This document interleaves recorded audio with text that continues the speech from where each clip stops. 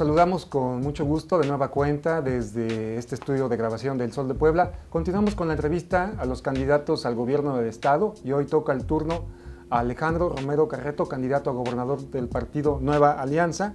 Antes de entrar en materia con la entrevista, les comento que Alejandro Romero Carreto es doctor en Derecho, fue catedrático y abogado de la UDLAP y también es actualmente notario número 5 de Huejotzingo. Candidato, bienvenido. Pues muchas gracias. Un honor estar con ustedes en esta casa editorial. Me pongo a sus órdenes con el propósito de charlar ampliamente en lo que pueda servir. Gracias, candidato. Saludo también al director del periódico El Sol de Puebla, contador, buenos días. Buenos días, Jorge. Buenos días, candidato. Un honor estar acá con ustedes. El jefe de información, Salvador Ríos Gómez, buen día, chaval. Salvador, como siempre. Candidato, bienvenido. Sí. Gracias, candidato. Pues entramos en materia con las preguntas. Con gusto. ¿Por qué quiere usted ser gobernador? Quiero ser gobernador porque tengo la capacidad para ser gobernador del estado de Puebla y proyectar todo un estado de derecho en la entidad que se deba de cumplir y verdaderamente identificar lo que es todo ese conjunto de normas y el estado de Puebla. Podemos avanzar mucho y Puebla tiene un potencial para cumplir como entidad federativa en México y ser un pilar y ser el estado modelo en México. Se tiene la capacidad, se conoce lo que es toda la legislación poblana y la entendemos, lo que es la normatividad pública para cumplir con las obligaciones que se le imponen al gobernador, buscando ese bienestar y esa justicia social de los pobladores de la entidad. Candidato, ¿cuándo y cómo surgió en usted esta aspiración de ser gobernador? Bueno, no surge en este momento, ¿no? Siempre ha tenido un ideal de participar en la vida pública. Habíamos estado llevando a cabo una serie de actividades, sobre todo en materia académica, en una o dos ocasiones en vida pública, en el Congreso del Estado, en la 52ª y 53ª legislatura, en el Instituto Electoral, posteriormente en la vida universitaria como abogado general y concluyendo mis estudios tanto en el extranjero como en la Universidad Nacional Autónoma de México, pues siempre había habido esa inquietud de participar. Se presenta la oportunidad a través de una invitación, a través de la convocatoria que hace Nueva Alianza y pues sin dudar alzo la mano, se presenta y después me dicen sí, efectivamente vas a participar como candidato a gobernador por el estado. Bueno. Esa era una de las siguientes preguntas. Cuéntenos, ¿quién le hizo la invitación para ser candidato a gobernador de Nueva Alianza? Primeramente fue Emilio Salgado, sí, con el que tengo la primera charla. Y posteriormente tuve otra serie de charlas también con Lucila Garfias, sí, que es la coordinadora de la 4ª circunscripción por el Partido Nueva Alianza. Sí. Incluso llegué a tener hasta una charla con Luis Castro, explicando y haciendo ver mis inquietudes. Pasaron los días y posteriormente tanto Emilio como Alejandro y el otro maestro de la otra casa me hicieron referencia que sí había sido yo seleccionado por parte de Nueva Alianza para participar como candidato en esta contienda electoral. Oiga, precisamente en este tema, usted dice que le llevó un tiempo esta negociación interna, estas pláticas internas para ser candidato. Antes se mencionó a Emilio Salgado, a Germán Molina, a Gerardo Islas. Ellos figuraban en el ambiente político, en el Círculo Rojo, como precandidatos al gobierno del estado. Incluso algunos de ellos lo reconocían y decían que sí querían ser. El nombre de Alejandro Romero no figuraba.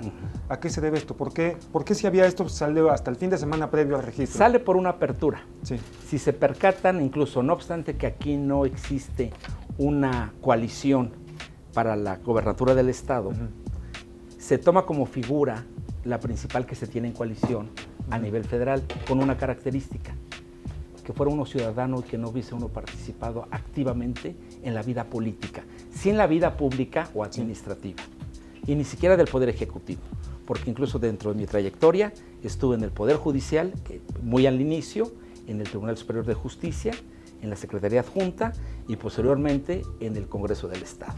No en el Ejecutivo, pero sí en la vida pública.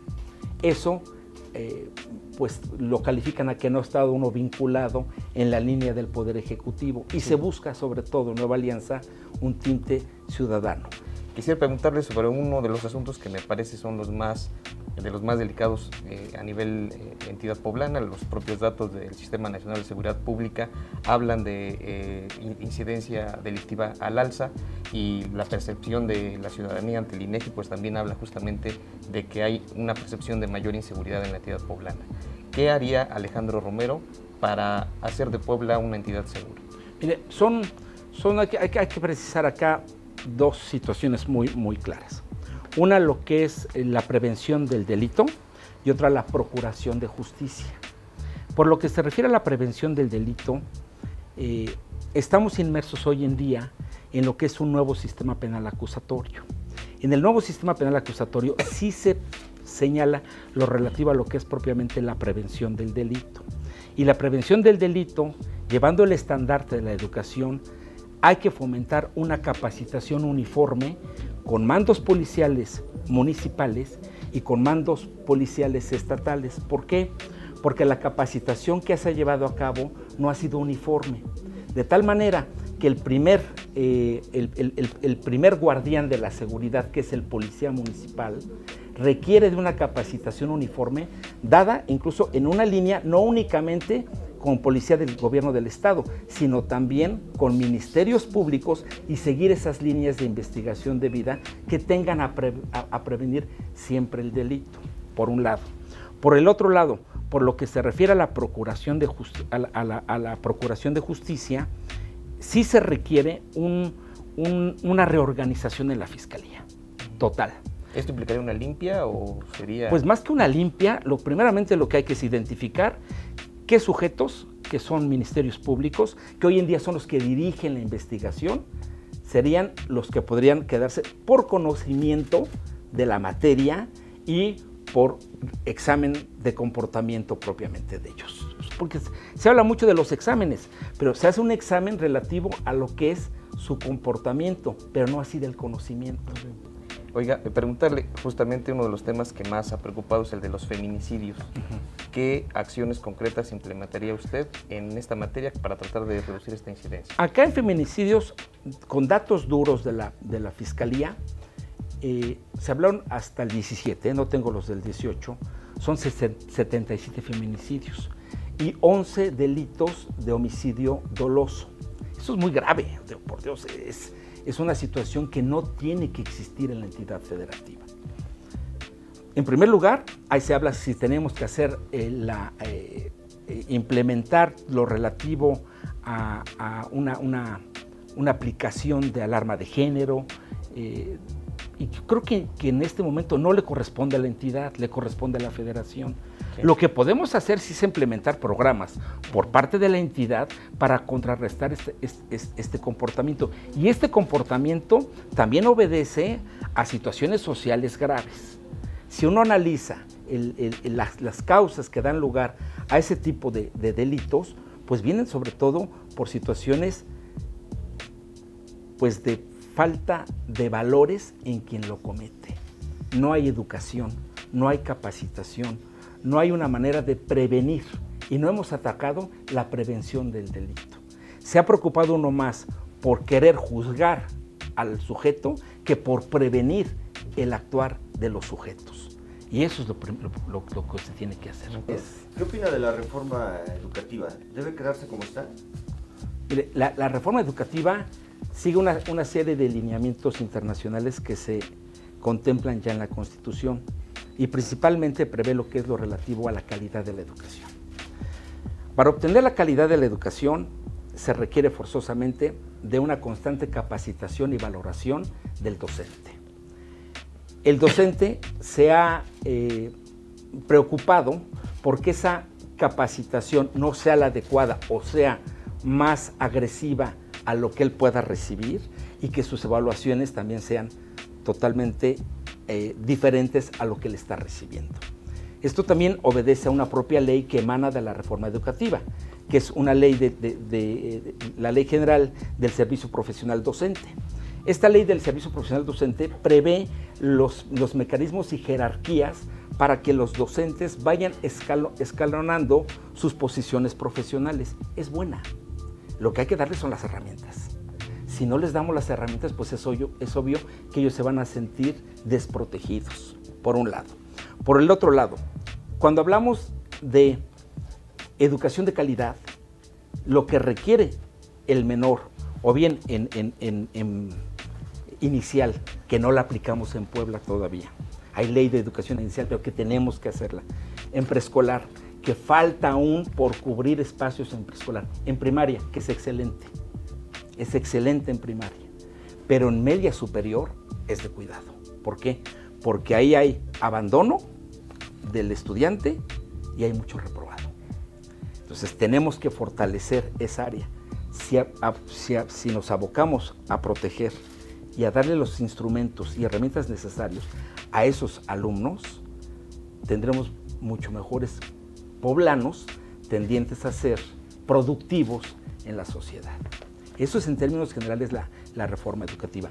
Me pregunto, hablan y hay quien dice abiertamente, voy a quitar la reforma educativa. Es una mentira, o sea, que lo puedan quitar de un plumazo, eso no se puede, es una reforma constitucional.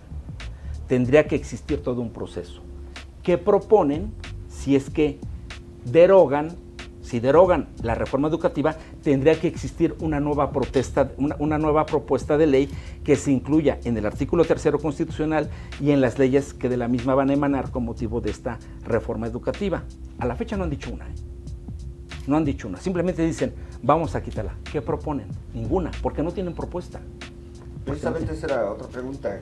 ¿Qué opina de lo que dice López Obrador ahora, sobre todo en esta semana, que con motivo de la celebración del Día del Maestro se puso en boga, ¿no? Que se tiene que derogar la reforma educativa, ¿no? Es lo que plantea. Sí. Planteó, leyendo comportamientos de su discurso, en ocasiones dice que la va a implementar de otra manera y otros dicen la voy a derogar. Cuando se encuentra con disidentes dice la voy a derogar. Pero la pregunta es, en un Estado de Derecho donde norma una Constitución, no ha señalado a la fecha qué va a proponer con motivo de derogar esa norma. Entonces, está hablando de una mentira, porque no existe un mejor modelo que tenga que decir que le quieres quitar la calidad de la educación a los mexicanos en la educación pública, sería absurdo. O bien, ¿qué es lo que pretendes? Eliminar la ley que regula el servicio profesional docente. ¿Qué vas a hacer? ¿Vas a decir que no se capaciten, no les den los elementos necesarios a los docentes? Sería un absurdo. Lo que tenemos que hacer es implementarla en Puebla en debida forma. Oiga, por último, de lo que le podría tocar al gobernador en caso de que usted gane. Se habla de corrupción en asignación de contratos, en proveedurías, en asignación de obras, corrupción en multas, en infracciones, en licencias.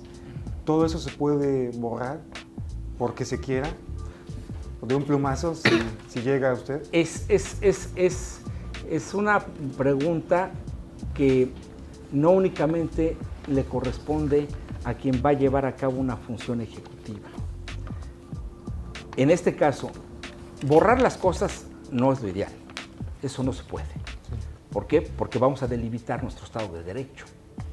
Si se cometió algún ilícito por el incumplimiento de una norma, pues que sigan las instituciones el cauce de la norma, que sigan las instituciones con su función propiamente dicha. Se habla de asignaciones de contratos y demás, pero son especulaciones. Y otra cosa, lo que tenemos que aprender en México, que no únicamente en materia penal, ante todo hoy en día por derecho humano, existe siempre entre todos nosotros una presunción de inocencia, hasta que no se demuestre lo contrario. Son supuestos y supuestos y supuestos. Cuando hablemos de algo que verdaderamente se acredite, cumpliendo con los procesos que indica las instituciones a la autoridad correspondiente, fortalecemos a la institución. Mientras tanto, demos y entendamos lo que son esos derechos humanos en los que todos estamos investidos. Porque, reitero, son supuestos y supuestos y supuestos. No se habla de un caso concreto. Por eso hablo de, si hay alguna situación que dé lugar a un indicio que se tenga que investigar y que se tenga que sancionar una vez que fue debidamente oído y vencido, se tiene que aplicar la ley.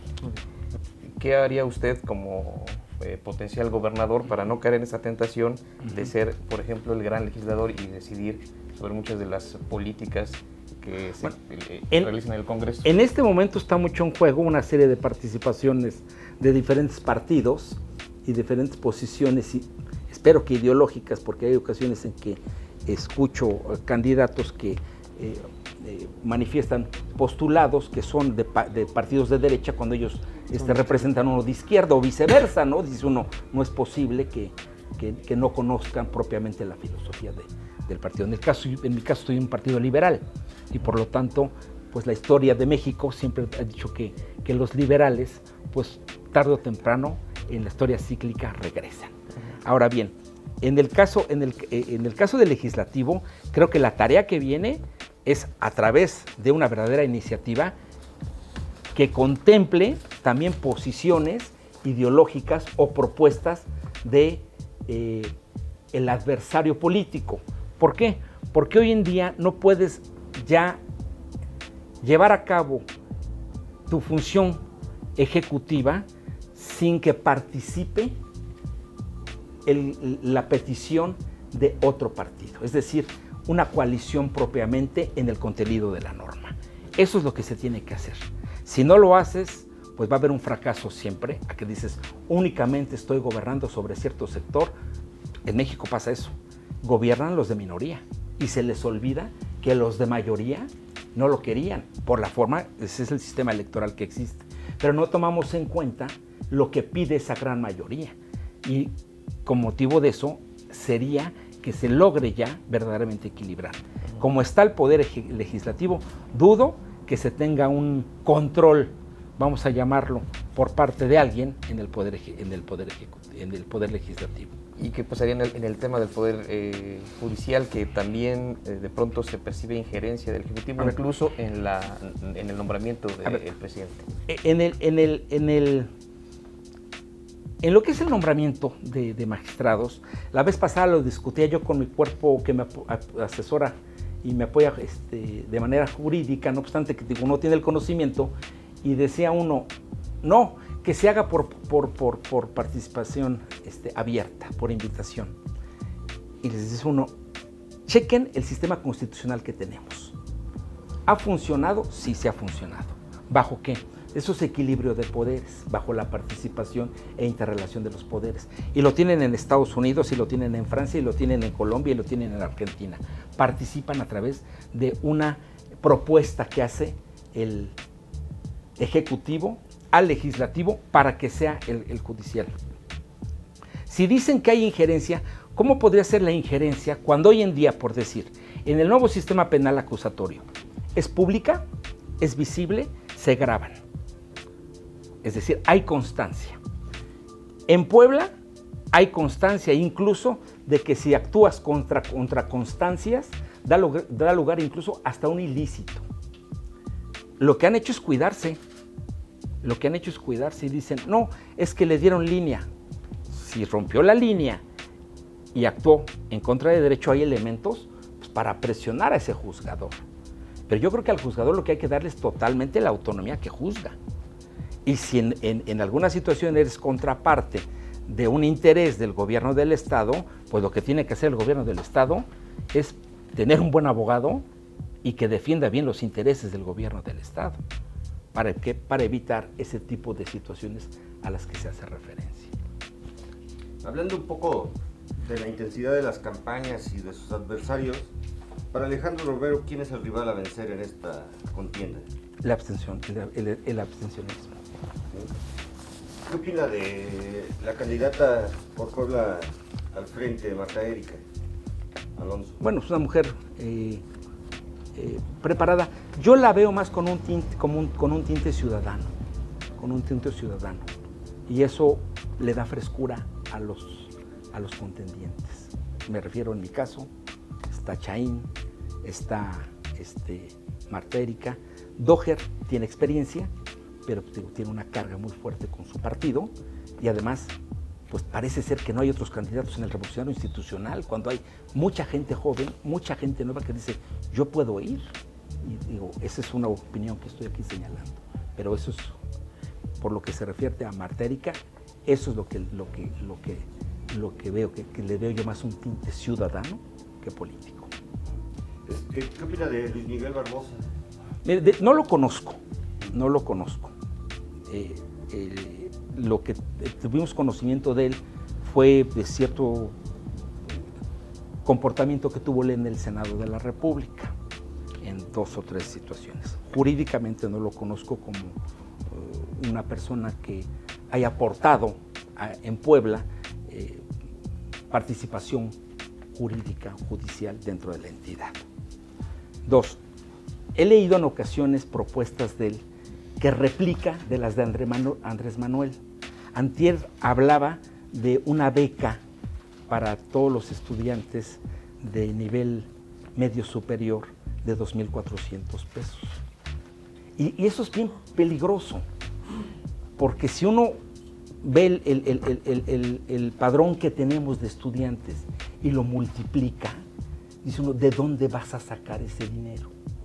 En mi caso, no, yo sí hablo de becas, pero de becas de excelencia y bajo la participación del sector privado. Apóyanos a tener a un estudiante a que triunfe, a que salga adelante, pero no dándole dinero.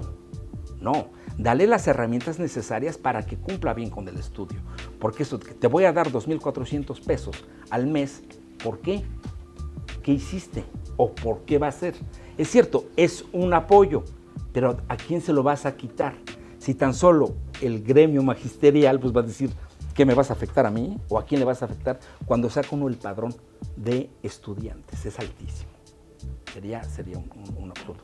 Por lo tanto, sus propuestas no son más que réplicas de las de Andrés Manuel y no he escuchado alguna certera, viable hasta el momento de él. Hablando un poco de Andrés Manuel, ¿qué dicen sus números, sus encuestas de este efecto de Andrés Manuel? ¿Cómo cree que se ve aquí en Puebla? Bueno, que aquí en Puebla tiene ya un número, de acuerdo a las encuestas que hemos estado analizando, que tiene un efecto pues de espiral, que ha ido creciendo, no lo puede uno negar, ¿no? Pero también los otros candidatos vienen empujando, ¿no? De alguna manera, y aún falta mucho para terminar. Todavía queda mes y medio de campaña, ¿no? Tenemos que reflexionar, tenemos que ser objetivos los ciudadanos y ver qué es viable como para cumplirse en el papel de presidente de la República y no caer en esos populismos que son absurdos, son peligrosos, ¿no? El dar dinero, el que voy a hacer y que de la noche a la mañana quito y cuando llegue, no, tú no eres ni poder judicial, ni ejecutivo, no se puede. Estamos en un sistema jurídico mexicano respetable y por lo tanto que prometa uno o lo que pida uno que va uno a hacer, que sea dentro de las facultades del poder, en mi caso ejecutivo, dentro de las facultades de los que son los diputados o senadores, que lean la Constitución nada más y que digan qué puedo hacer y qué no puedo hacer, simplemente que se pongan a leer qué pueden hacer o no. Claro, es una oferta política que lanzan, pero al fin y al cabo están señalando situaciones que no son viables a cumplirse. A pesar de este efecto y de como las encuestas lo que dicen que van al frente, principalmente, bueno, la competencia se está dando entre Marta Erika y Miguel Barbosa y sus candidatos, ¿cree que Nueva Alianza tenga posibilidades de ganar algunas posiciones? Bueno, estamos trabajando ya, además hay otra manera en la que estamos trabajando en Nueva Alianza, por una razón, pues el recurso público es muy limitado por parte del partido. ¿Y qué hicimos tomando un curso que llevamos en México, en la Ciudad de México? Es llevar a cabo que decimos visitas comunes. Cuando vamos, va desde el candidato a presidente municipal, candidato a diputado local, candidato a diputado federal, candidato a senadores, ahí normalmente van los dos, y su servidor. Y seguimos la línea de educación, que es lo que estamos nosotros buscando en cuanto a su fortalecimiento. No podemos, si es un partido que nace a través de un movimiento magisterial en su momento, hoy se está ciudadanizando el partido, se le dio ya apertura a los ciudadanos, pero no podemos también por eso olvidar que la línea principal de Nueva Alianza será siempre la educación. Hablando un poco de esto, de la meta que tiene Nueva Alianza, ¿cuál es su meta? ¿Mantener el registro? restarle votos a algún candidato? No, yo creo o que ser palero de otro o de otro. No, es cumplir en debida forma mi función como candidato y hacer las propuestas que les acabo de decir que son viables y creíbles, no prometer algo que no se debe de cumplir. Si me preguntan cuál será tu mejor propuesta que haces, es ejecutar lo que nos indica el orden jurídico poblano. Y van a ver, ejecutarlo en debida forma, y van a ver que es muy certero un gobernador así. Ser y cumplir lo que nos indica la propia ley. Claro, con las reformas perfectibles que venimos charlando, que se tienen que ir dando. No, en mi caso es hacer una campaña digna, con el presupuesto que tenemos, con el partido sólido que existe, creíble, y remarcar que lo que nos interesa es que exista un eco serio en materia de educación y también de otras materias como dijimos hace un momento, seguridad, mujeres, salud, migrantes, son parte de las tareas que tenemos, pero siempre todo marcado a través de una línea transversal que es la educación. Oiga, hay muchas circunstancias que llevan a que exista una versión en el Círculo Rojo, pero hay elementos importantes. Las buenas relaciones de los dirigentes del partido Nueva Alianza con el exgobernador Rafael Moreno Valle han llevado, entre otras cosas, insisto, a suponer que muchos de los candidatos que postuló Nueva Alianza son a propuesta de Rafael Moreno Valle, y entre ellos el candidato a gobernador que es usted. ¿Es así? ¿Qué ganaría? Esa es la siguiente pregunta. ¿Qué ganarían? No, lo que se trata es de fortalecer la participación ciudadana. El día de la apertura de campaña les decía uno, hay que ser protagonistas de esta participación electoral, de esta participación en la vida. Y hay que hacerlo bien, hay que remarcar, hay que hacer eco de lo que queremos.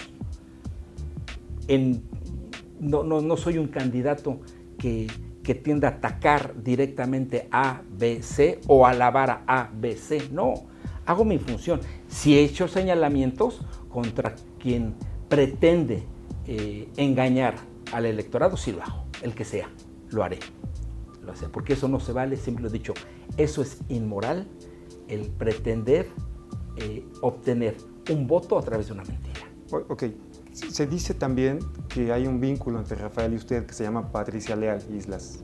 ¿Es su amiga? A Patricia yo la conozco desde que trabajé yo en el gobierno del Estado. Bueno, no en el gobierno. Ella trabajaba en el gobierno del Estado. En finanzas. En finanzas, y yo trabajaba en el Congreso. Y ella estaba en la dirección jurídica. Por esa es la relación que fuimos desarrollando con un dato sólido de buena relación. Pero no tuvo que ver ni siquiera en lo absoluto. Es más, cuando a mí me nomina en Nueva Alianza, Patricia no estaba ni en México, no sabía, ella se entera regresando que estoy yo como candidato de Nueva Alianza. La última pregunta, usted preguntaba, ¿y qué ganaría Rafael Moreno Valle con usted como candidato a Nueva Alianza? Pues lo que se dice también es que precisamente llega a ayudar a Marta Erika. Y le comento, hace unos minutos usted habló bien de Marta Erika y habló, pues no sé si decir que habló mal de Barbosa y de Doher. No hablé mal. Dije de ella bueno, que... sí señaló puntos negativos de ellos dos y señaló punto positivo de ella. Dije que su tinte de ciudadana, yo lo tomaba... Sí. Ha habido situaciones relativas a Luis Miguel y a Enrique, que dije, Enrique tiene mucha experiencia, incluso lo remarqué, tiene mucha experiencia, pero le pesa mucho sus colores. Sí.